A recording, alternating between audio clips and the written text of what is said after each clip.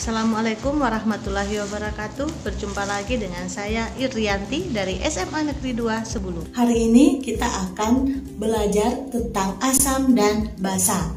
Yang pertama yang akan kita pelajari adalah tentang teori asam dan basa.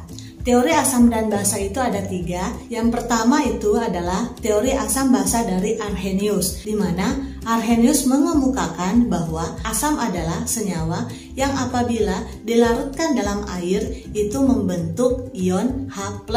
Misalnya H2SO4 atau asam sulfat ditambah dengan H2O menghasilkan 2H+ ditambah SO4-2. Sedangkan basa menurut Arrhenius adalah senyawa yang apabila dilarutkan dalam air itu akan membentuk ion OH-. Misalnya natrium hidroksida atau NaOH ditambah dengan H2O akan menghasilkan Na+ ditambah dengan OH-. Kemudian teori yang kedua adalah teori dari Bronsted-Lowry, di mana teori Bronsted-Lowry itu melengkapi kelemahan dari teori asam basa Arrhenius, di mana apabila asam dan basa menurut teori Arrhenius itu menghasilkan H+ ataupun OH-. Apabila senyawa tersebut ternyata tidak melibatkan H+ dan OH-, maka itu tidak bisa kita melihat apakah dia asam atau basa. Sehingga muncullah teori dari Bronsted-Lowry. Menurut Bronsted-Lowry, asam adalah senyawa yang dapat menyumbangkan atau memberikan proton, dalam hal ini adalah ion H+. Sedangkan basa adalah senyawa yang menyerap atau menerima proton. Pada teori Bronsted-Lowry inilah muncul istilah asam basa konjugasi dan basa dan asam konjugasi. Asam konjugasi itu sendiri adalah asam yang terbentuk oleh basa setelah dia menyerap atau menerima proton. Sedangkan basa konjugasi itu adalah basa yang terbentuk oleh asam setelah dia melepas satu proton.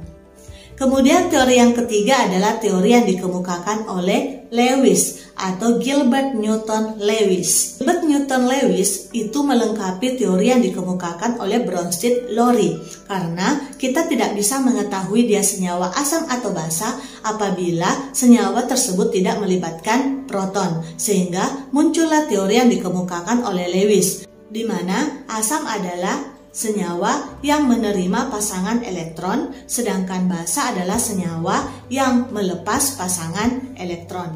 Itulah teori asam dan basa yang dikemukakan oleh yang pertama Arrhenius, itu berbicara tentang H+ dan OH-.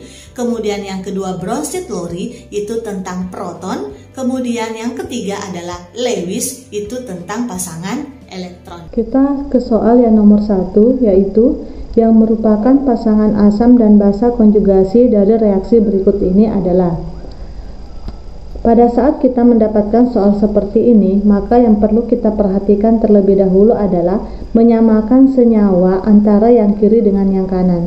Kira-kira senyawa CH3COOH dengan H2SO4 itu sama dengan yang mana? Yang pertama CH3COOH itu sama dengan CH3COOH2 atau HSO2. Nah, berarti ini pasangannya ya, karena itu yang sama. Tuh. Ini yang kelihatannya sama. Setelah itu H2SO4 lagi kita hubungkan dengan HSO2. Setelah itu kita bandingkan CH3COOH dengan CH3COOH2+, itu yang lebih banyak hanya yang mana?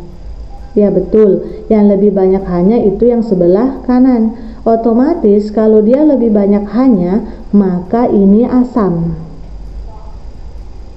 Jadi yang lebih banyak hanya itu asam, pasangannya itu adalah basa. Benar. Kemudian H2SO4 kita bandingkan dengan HSO2-. Yang mana lebih banyak hanya? Ya, H2SO4. Berarti H2SO4 itu asam. Kemudian HSO2- itu adalah basa. Kemudian untuk konjugasi kita tambahkan di yang kanan semua.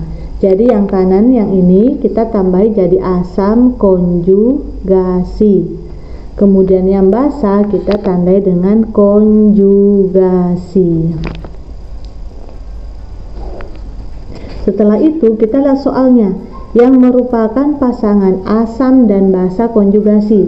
Jadi pertanyaannya itu adalah asam dan basa konjugasi.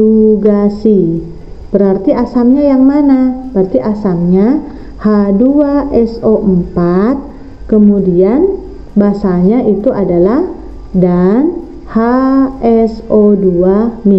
Berarti yang jawaban yang benar untuk nomor 1 adalah H2SO4 dan HSO2-.